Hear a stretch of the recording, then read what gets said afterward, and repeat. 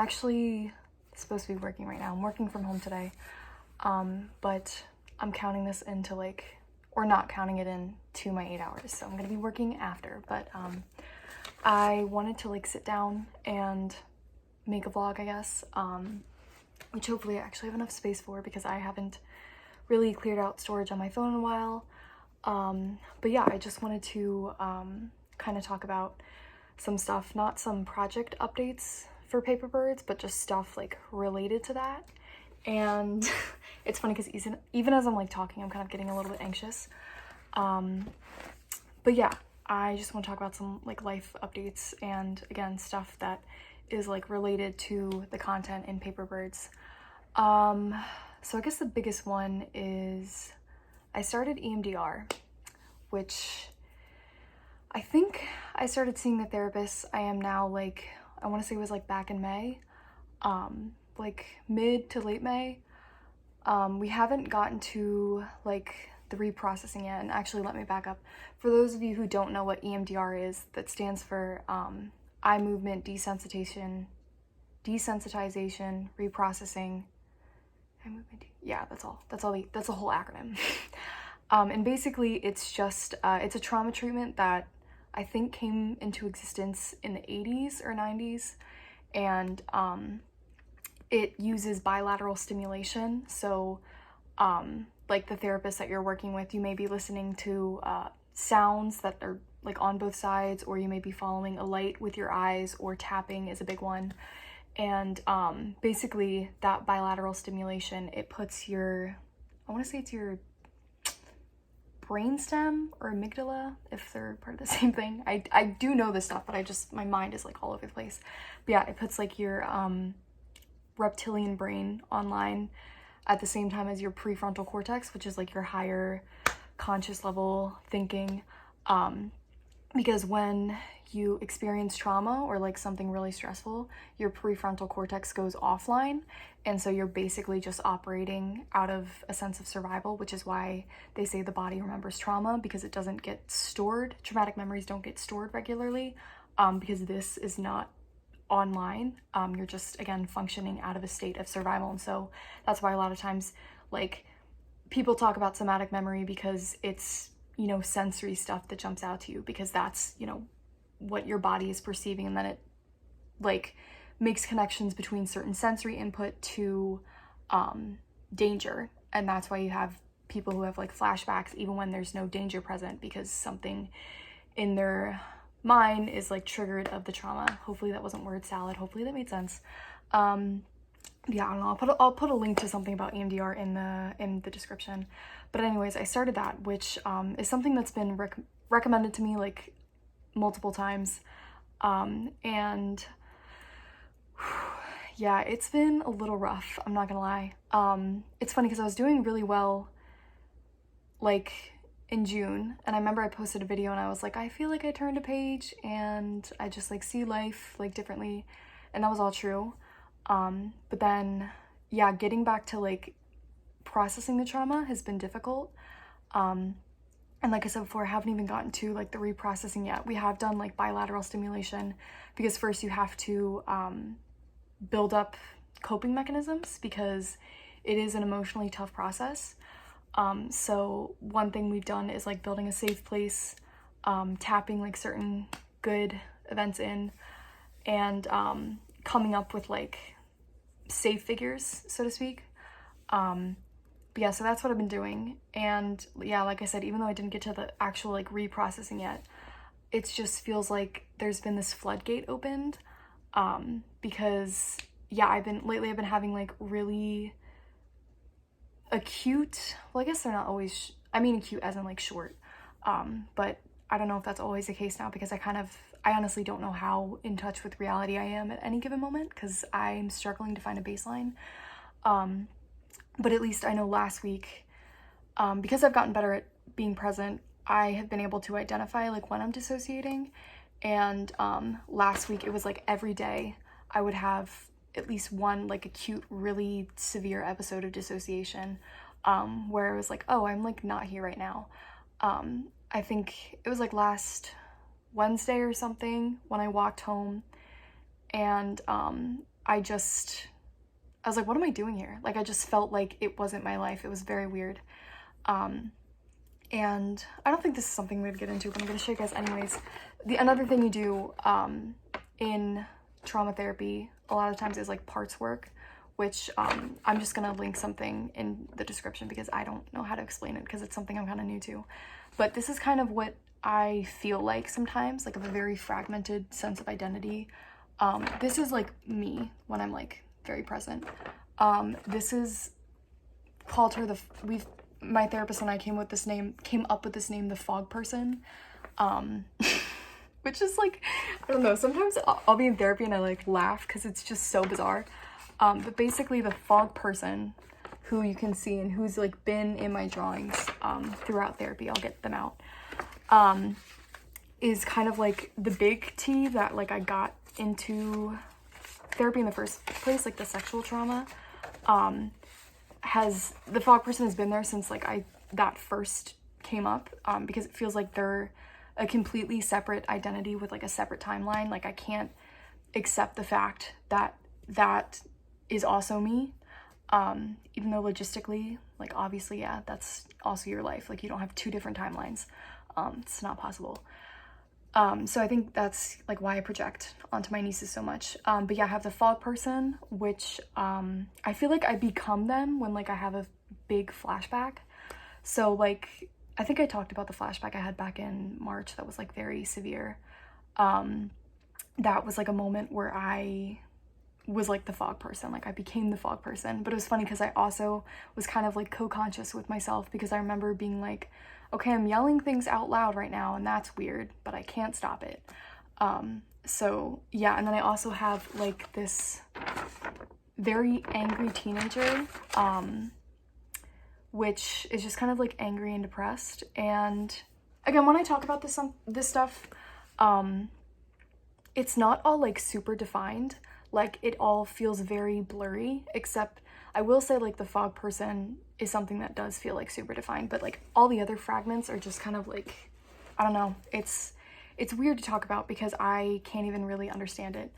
But yeah, what was I gonna say? Yeah, but something that I've been struggling lately is I feel like I've been kind of like something has triggered that like angry teenager to come out. And I remember when I was a teen, I struggled a lot with depression and anxiety, but I would say mainly depression. And one of my coping mechanisms, which I probably should have put a trigger warning at the beginning of this video, I'll put it in the bio, because I'm going to be talking about like suicidal ideation, which I've talked about before. But when I was a teenager, I remember that was like a coping mechanism for me. Horrible coping mechanism that I really, really regret developing. But I remember I used to like think about dying a lot, or I would use like the prospect of taking my own life as like a sense of relief, like knowing that that was an out, even though that should never be on the table. So yeah, I've been having like these acute episodes of dissociation where I become like very irrational and very suicidal. And yeah, it's been a bitch to deal with. It really sucks. Like honestly, it's hard, because I'm gonna get into how that's kind of been affecting my life lately. But yeah, so that has been happening. I don't know why really, because we haven't even gotten to the reprocessing, but I think just like diving into the trauma work can like trigger stuff to come out. So yeah, I've been kind of learning how to deal with that. And yeah, it's been difficult, but I will also say that I've had like more breakthroughs than I've ever had. I've like realized more stuff than I've ever had. And yeah, it's weird.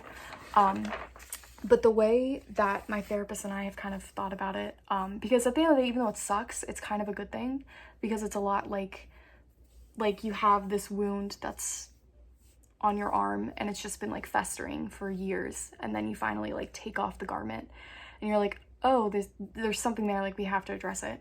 And so even though it's like painful to tend to, you're actually in a position where you can start to heal and get to the root of these issues. So yeah, that's kind of like the hope that I've been clinging to. But yeah, and one more thing before this was so weird that this happened. Before I like jump into how this has been kind of affecting my life and like giving some life updates. I have just been like, I've cried more this past week than I've ever have in my whole life. And I don't know, I've just been like super emotional. And thankfully I've like made my peace where I'm comfortable with crying. Like, I think it's a good thing. I don't feel bad about myself for crying. And I've been crying a lot at work, which I'll get into. But I sat in my car, this was Monday, and I was like, I said this out loud, I was like, if there's a God or something, whatever's out there, I need a sign to keep going, because I feel like I can't do this. Because again, I was like in one of those dissociative episodes. And so I said that, and then I got in my car and I went to my friend Abby's house, and then got in Abby's car and they were driving. And so this was like 15 minutes after I said that in my own car, because we were going to the mall. And I looked up, and the car in front of me, it had a sticker, and this is what it said verbatim. It said, if you're looking for a sign to stay alive, this is it. And that was like wild, because I've had times where it felt like something like higher power is speaking to me, but I've never had something that was literally that blatant in your face before. So that was a comfort, and it was just like, okay, yeah. So I've been going back to that too, being like, okay, something wants me to stay here. And again, it's not that like I'm suicidal, like the present me, it's like this past version of me comes out, and I really have to fight to like be rational and recognize that I'm dissociating, and that's not what I want to do, and that's not the answer. And yeah, I don't know if it makes sense to my therapist, but I don't know if it makes like a ton of sense for people who aren't like super familiar with like dissociation and like trauma and all that stuff. But yeah, that's kind of what I've been dealing with. And yeah, so that was the one like little side story that I wanted to share. That was a positive story. But yeah, it's been affecting my life a lot, which kind of sucks. Today I am working from home because I'd asked my boss yesterday. I was like, hey, and this was really embarrassing because like, have you ever said something to someone and like towards the end of what you were saying, you like started to get choked up because you were like on the brink of crying? Yeah, I did that yesterday to my boss, and it was very embarrassing. I like walked in and I was talking to her about stuff, and then I said that I had to ask her like 3 questions, and 2 of them were about work, and then the last one, I was like, hey, like we have a lot of stuff going on right now, and we do, which I'm not gonna get into because it's like family stuff, and thankfully it's kind of resolved. But yeah, I've been dealing with a lot of like external pressure outside of like what I've been dealing with therapy, which I think too has made the anxiety a lot worse. So that's probably another factor of why things have been so intense. But I was like, can I just have some flexibility to like work at home the next couple of days? And she was like, yeah, that's fine, because my boss is great. And I don't know, she's really sweet. And it was embarrassing, and I feel kind of bad because it's probably awkward. But yeah, I was just really grateful that she said that was fine. And I'm gonna probably send her an email and be like, hey, this is like kind of what's going on. Because yeah, sometimes you have to like know your limits and know when enough is like enough, so to speak. Because when I was at work, it was just really hard to focus. And I kind of realized like, okay, I have to like step back and just admit that I need help. And so I like told my family everything that I've been dealing with. And I was actually supposed to live alone. I was supposed to get an apartment, and I had that like set up. I got approved for it. I was supposed to move in September. And then just today I had to tell them like, hey, I'm sorry, but I'm not gonna go forward with signing this lease because I like can't, well, I didn't tell them this part, but it's because I just like am scared to be alone right now. Because yeah, I just don't really trust myself. Which like sucks because yeah, I don't know. There's so many things that have been going on like the past couple months, like on top of dealing with like the trauma and like the family thing that's been going on. Also just like being 22 and graduating school, and now you're like in the real world, and it's like damn, like this is kind of weird. I don't know how to navigate it. Because yeah, I'm just like, I just feel very like confused and I don't know what to do with my life. And I have this like anxiety of like, I'm doing it wrong or I'm gonna like mess everything up. Which yeah, is something probably a lot of people feel, but I don't know. I probably need to not internalize what I see on social media so much, because even though I know social media is fake and I say that all the time, still like you see people like traveling and like getting married and having kids and you're like, damn, what am I doing? Even though it's like, I don't know, you have a job, like you're fine, like you're doing what you're supposed to be doing, but still, I don't know, you kind of play the comparison game and it makes you feel like crap about yourself.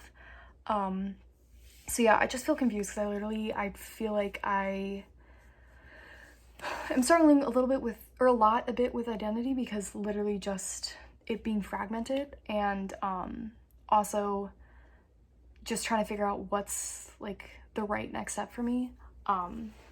Because yeah, obviously like living at home at 22 isn't always ideal, but I don't know, I feel like it's kind of what I have to do right now. And I think I'm going to talk to my boss about maybe working remotely a couple times a week, if that's okay, just because I'm like, I need to be like in a familiar environment right now around people that like know me intimately, because yeah, I'm just dealing with some stuff. And like, I'm okay, but it's just like, yeah, it's kind of hard.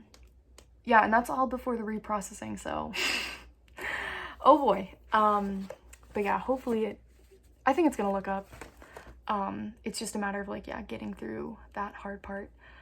But yeah, I've been like reading a lot of stories about like people who have gone through EMDR, and I have a friend, Abby, who's like done EMDR, and yeah, everyone just really swears by it, and so I'm excited, definitely nervous, but more so just like excited, because I feel like now I can like identify a lot of the root causes of why I've dealt and felt certain things over the years. So I don't know, I'm looking forward to growing. But yeah, I guess that's like everything I want to share. I think I crossed everything off on my list, and I actually do that kind of like, I won't say concisely because it's 17 minutes now, but I feel like I didn't have any moments where I just like zoned out really, which is something that happens a lot. Like last weekend, I like was trying to explain to my parents like what I was feeling. Like I was trying to explain this drawing, and I was like, I couldn't get words out. Like it was just so bizarre. Like it's like, I don't know. It honestly does feel a lot like being like on something. Yeah, but I don't know, trying. So yeah, I just wanted to share that, and I should have prefaced this at the beginning of the video. Again, I'll put this in the description, but this is all stuff that like my therapist knows about, my family now knows about. Like there's nothing I talked about in this video that's like a secret, and I want to preface that because I don't want people to feel like they're responsible for my own well-being. It's just stuff that I'm sharing because, I don't know, stuff that I think needs to be talked about. And I wanted to talk about it, so yeah, that's it. I'm gonna go get back to work now.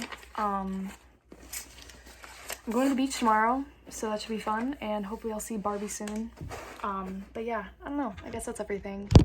Hope everyone's having a good summer, sorry.